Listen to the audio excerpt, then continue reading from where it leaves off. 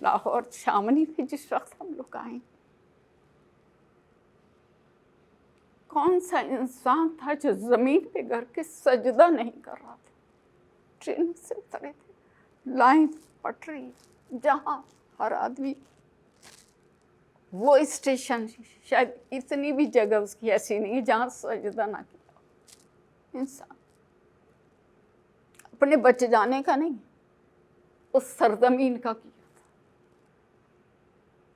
کہ اللہ نے ہمارے لیے یہ ہمیں دی ہے، اس سرزمین کا شکریہ ادا کیا تھا، اپنے بچ جانے کا نہیں کسی نے بھی۔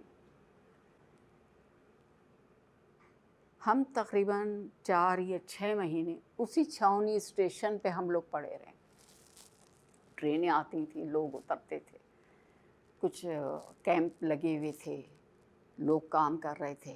لاہور کے لوگوں نے بڑا کام کیا، پنجاب میں لوگوں کو بسانے کے لیے، وہ کرنے کے لیے۔ اب جب اسٹیشن پہ اتر گئے، اچھا ہمارے ساتھ چونکہ میں نے بتایا تھا نا کہ لوگوں نے کھانے پینے کی چیزیں وہ ہمیں انہوں نے ایسی دی تھی کہ ہمارے تقریباً 8 دن نکل گئے تھے، اور پکانے کھانے کا کسی چیز کا کوئی سمجھ ہی نہیں آ رہا تھا۔ ہمارے والد تو ان میں سے تھے اور چچا کہ جنہوں نے اپنے آگے کی کبھی پلیٹ اٹھا کے نہیں رکھی، انہیں کیا پتہ۔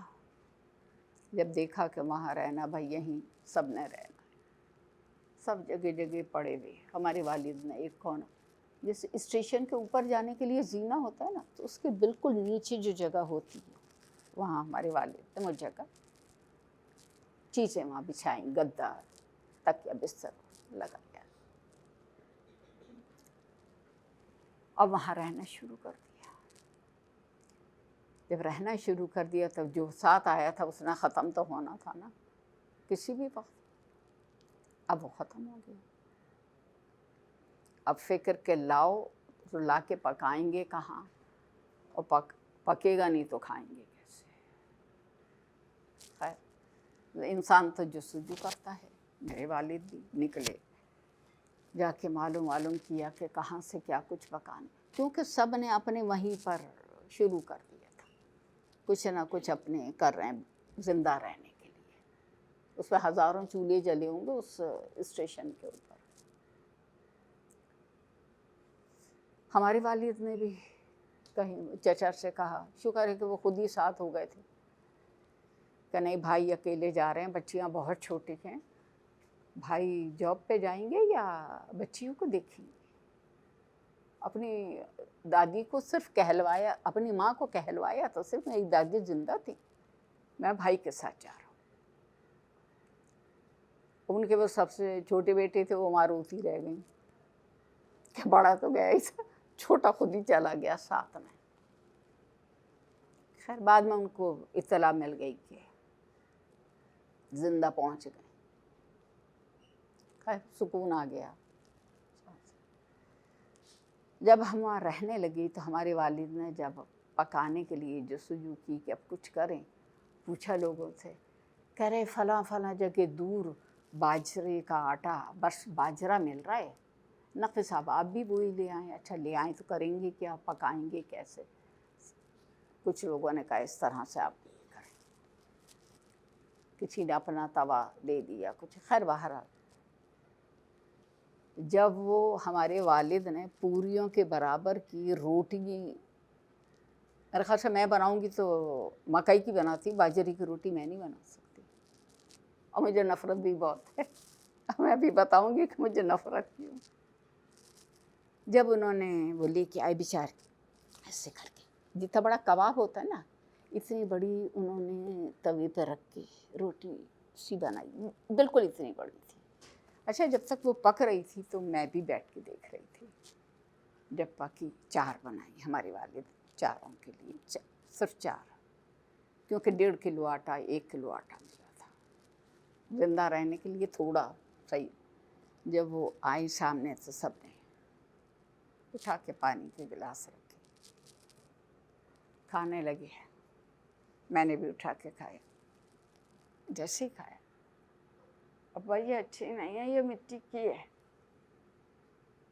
اب ابا نے پریشان ہو کے اپنے بھائی کو دیکھا کہ بیٹا آہستہ آہستہ چباؤ، پورا نہیں چباؤ.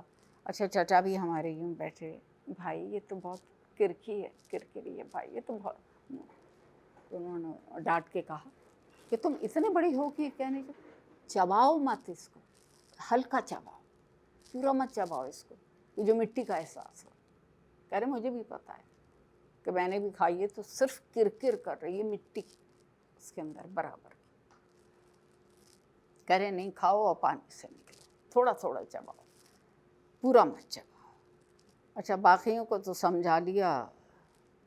میں نے کہا نہیں میں نہیں کھاؤں، ابا میں نے نہیں کھانی، یہ مٹی کی ہے، یہ میں نہیں کھاؤں.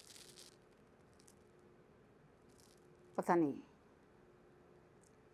کسی نے کچھ دیا، ابا نے کہا انہیں سے کہا جنہوں نے آٹے واٹے کا بتایا تھا کہ اس میں تو اتنی مٹی ہے.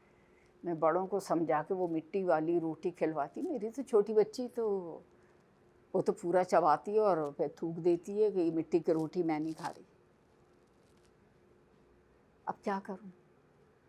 کسی نے کہا کہ ایسا کر لیجیے گا کہ کل اب اس وقت جو بھی ہے بہرحال آپ کی بیٹی وہ آدھا کھایا آدھا نہیں، سو گئی، روتے روتے سو گئی، بھوک لگ رہی ہوگی ظاہر.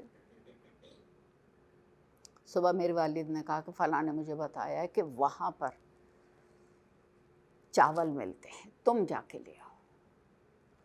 کہہ رہے وہاں چاول لینے گیا تو اتنی لمبی لائن، اتنی آدھا کلو دے رہے چاول اور موٹے والے. ابا نے کہا چلو وہ تو نہیں ہوں گے نا، مٹی والے تو نہیں ہوں گے، صرف اس کے لیے یہ کیسے زندہ رہے گی، لے کے آؤ. چچا ہمارے صبح کے گئے بھی شام کو 3 بجے آئے، نڈھال بالکل.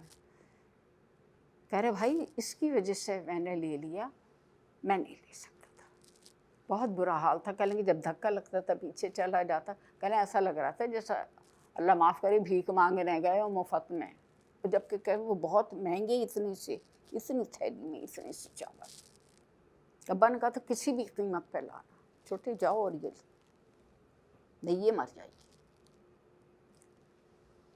خیر کیا نام ہے، چچا لے کے آئے چاول. ابا نے اتنے سے صرف میرے ہی لیے ابالے تاکہ یہ روکھے بن کے جب بھوک لگے گی تو کھائی لے گی بھوک کوئی چیز یا کچھ اس کا، کیونکہ آتا نہیں تھا کسی کو، بنانا نہیں آتا تھا. نہیں انسان جستجو کر ہی لیتا ہے کہ کچھ کر. خیر کافی ٹائم ہم لوگ رہے، 3 سے 4 مہینے اسٹیشن پہ رہے.